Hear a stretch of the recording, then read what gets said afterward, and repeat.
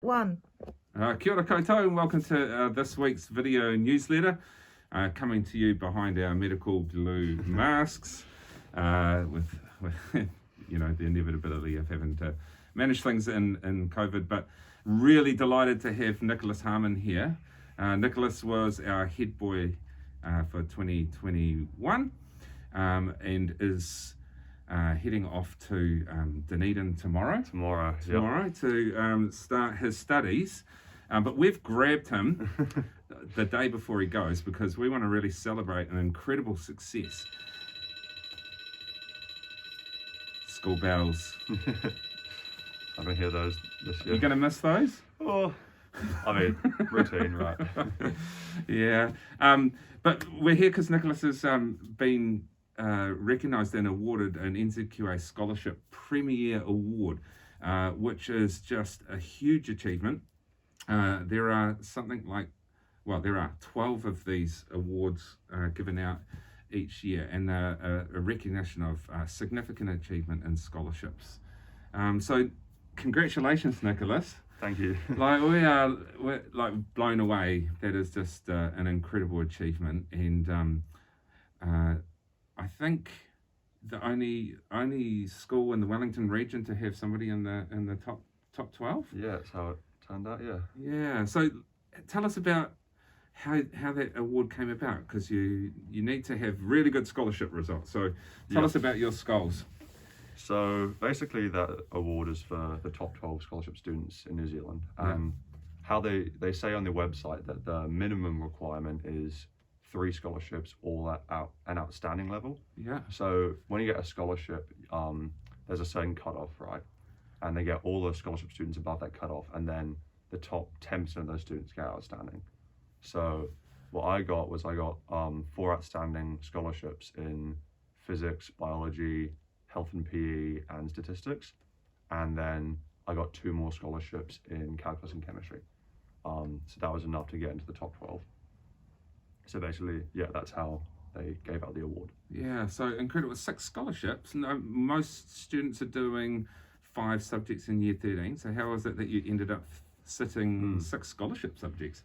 Yeah, so it's kind of interesting. So I had 5 scholarship subjects that I was doing in year 13, which were the 3 sciences, calculus, and PE. Yeah. And then I did level 3 stats last year. Yeah. And I did scholarship stats last year as well. And then I basically redid it to get a better mark. And then, the subject I didn't do a scholarship in was music. Right. But, yeah, so that's how I did 6. Right, yeah, wow, amazing. So tell us what's kind of, this will have been a goal of yours, I imagine, for some time, and you've always achieved incredibly well through school consistently right through the years, and often been our top scholar, right? And as the years have gone through, and Ducks last year, joint Ducks. So what's sustained your motivation, or what's been your motivation towards scholarship success? I think it's just been trying to push myself to my limits and trying to see where those limits are, but also just using all the amazing resources we have here, using the amazing support at home, and just, I guess, trying to do the best for everyone, like, my family, my friends, my community. Just trying to bring some success to, like, place like Paraparaumu.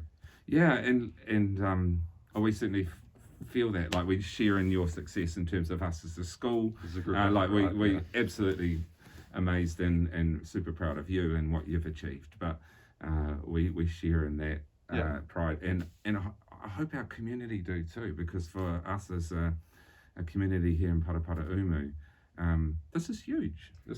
And we look through that list of schools. The majority of them are big Auckland schools that have scholarship as a program, right? As a course. So yeah, it's something we can all celebrate. Yeah, because it's a team effort, right? Like it's not just me behind the wheel. There's so many others out there. Though you can take a lot of credit for the incredible tenacity and motivation and just skill level that you bring to the fore. So let's talk about strategies. What What sort of strategies have you used to kind of Hmm. keep going successfully with this? Yeah, so scholarship is all about like high level thinking, because the good thing about scholarship is that you don't have to use any more knowledge than what you'd have at a level 3 subject. So they can only draw on stuff that you have learned in your level 3 course, which means that it's all about just problem solving and tackling as many scholarship problems as you can. Because basically, there have now been 18 years worth of scholarship exams for most subjects that were there since 2004. And that means that there's a tremendous number of questions out there for you to practice. So the big strategy for me was obviously learning my level 3 content first. And that's, I guess, the tricky thing is you do have to do the level 3 stuff first, then you start hitting the scholarship questions, and yeah, just practicing as much as often, making mistakes, failing, getting it wrong, seeing what you did, going back, marking it, even redoing it, and then yeah, just revising that process. That's the big strategy. Oh, that's great. So any, like, you know, we want to see scholarship success continue at the college. So any advice for those that are considering scholarship, you know, in year 13 or year 12, Yep. you know? Yep. First of all, I think it's no risk to do a scholarship subject, even if you don't feel the most confident at the start of the year. Because the important thing about scholarship, first of all, is it helps you with your level 3. So it's no like burden to actually do a scholarship subject outside your class. But secondly, often you get that big push right at the end of the year. So you might be feeling about sort of 80% confidence, you know, a week before exam week, and then you get a whole week to just hit a lot of scholarship questions. That could give you the confidence to bump you up. And so yeah, my advice would be stick at it. You know, when you go into a scholarship subject, see if you can actually turn up to the exam, stay the 3 hours, do the exam with the preparation that you've done, and yeah, see where that gets you, because you never know. That's where you get a scholarship.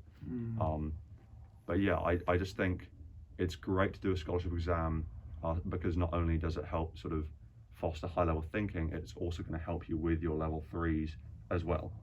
So it's pretty much all around just a very good process. Yeah, nice one. So that'd be my advice. Yeah, great advice. And of course, there is the bonus at the end of this of a financial award that comes with it as well. Financial award, right? Yeah, So yeah. yeah. But I think like what you've talked about is, I think, great advice in terms of just the fuller understanding and knowledge of level 3 that it also provides, no matter what the outcomes. So, oh well, thanks, Nicholas. So we started the interview by saying that tomorrow you're off to Dunedin. So tell us what 2022 looks like for you. So 2022, I'll be down at Dunedin at the University of Otago, studying health science first year, and that'll be 4 papers in the first semester, 3 papers in the second, unless I take an optional 8th. And yeah, it'll be busy, but obviously, you know, I'll also have time to do other things down there. I'm going to bring my sax down, so make sure to play some music down there. I'm going to bring a tennis racket. I love playing tennis, so you know, just and yeah, go to the gym a lot. You know, just get a nice balance.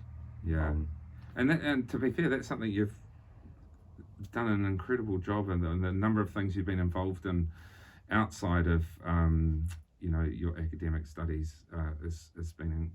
It's been amazing. The leadership, the music, your sport, you know, hockey, first 11, you know, a range of different things. So, hey, look, we just want to absolutely acknowledge the tremendous success that you've had at the school, and congratulate you collectively.